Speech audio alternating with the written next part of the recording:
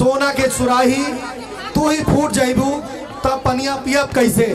तो एक और प्रस्तुति श्री ब्रजेश बैरागी जी हमारे बीच में है। कोटि धन्यवाद। और हमारे बीच में जिलाधिकारी महोदय मिथिला कुंज से हमारे महाराज जी, हम जानत ने मुकेश जी श्रीदास भैया कि जब भी कोनो पूर्वांचल के आयोजन हुई, जहां तक हमारा अनुमान में मनीष जी की जिलाधिकारी तो पूर्वांचल के रही हैं।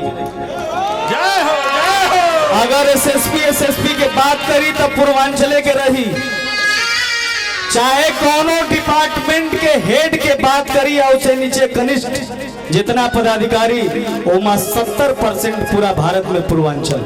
जय हो जय हो। लेकिन एक बादो हमनी के जोन ओहदा मिले के चाहिए नहीं खे मिलत, एकरा पर विचार करे के बा। लेकिन हमनी के जोन आयोजन हो रहा बा ओकर कोनो जवाब नहीं के।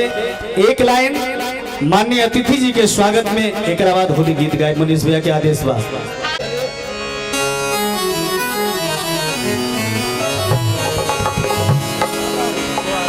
वो खुदा हो गई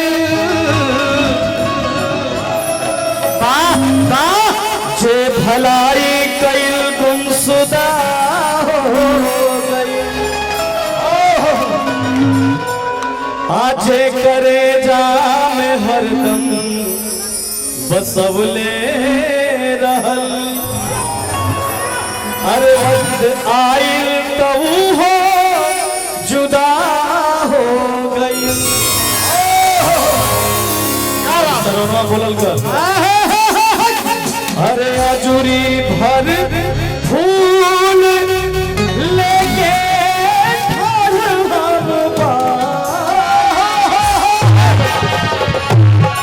देखिए हमने के पूर्वांचल वासी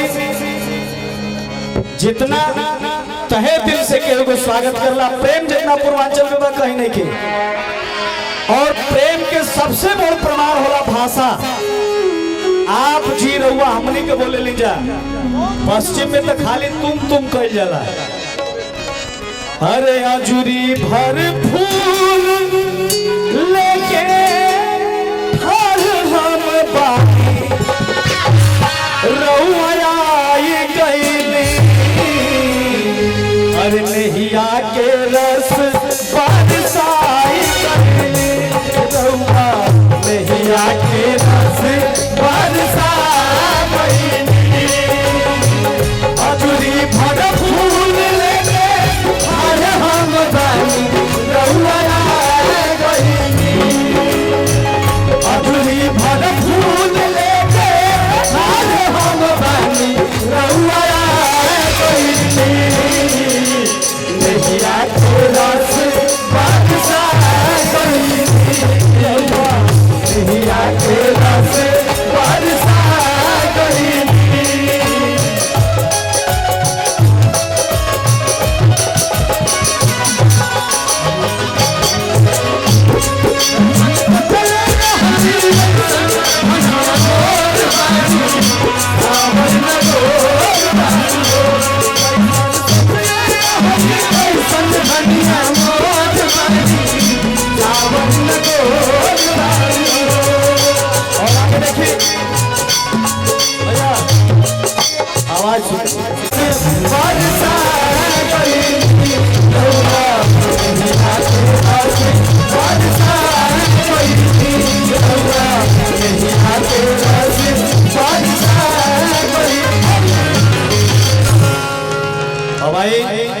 एगो हमनी के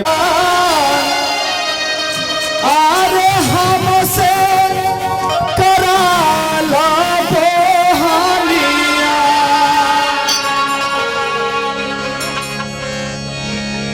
तोहारो दुकार हमसे करा ला बोहानिया, साजल तोहारो दुकान मोर गोरिया,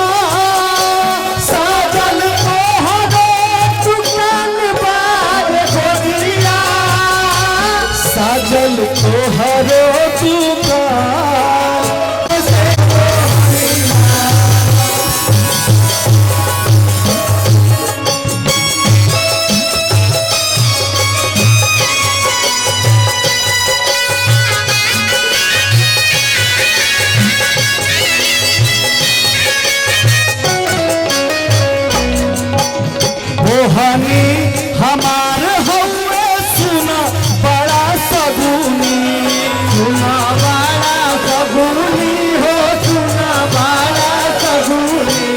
मोहनी हमार हौवे सुना बड़ा सगुनी, सुना सादा तोहरा दुकान में गोरिया, सादा तोहरा दुकान में गोरिया, सादा तोहरा दुकान, सादा तोहरा दुकान हमसे करा लब हकिया, सादा तोहरा दुकान हमसे करा लब हकिया, सादा तोहरा दुकान हमसे करा लब हकिया। अरे प्रीत छा गयो होरी सखी, प्रीत मंडल में छा गयो, प्रीत मंडल में छा गए होरी, प्रीत मंडल में छा गए होरी सखी, प्रीत मंडल में छा गयो होरी सखी, प्रीत मंडल में छा गयो होरी। भागे हेरे मोहन बन रसिया, मोहन बन रसिया, मोहन बन रसिया, राधा के हेरे मोहन बन रसिया, मोहन बन रसिया, मोहन बन रसिया।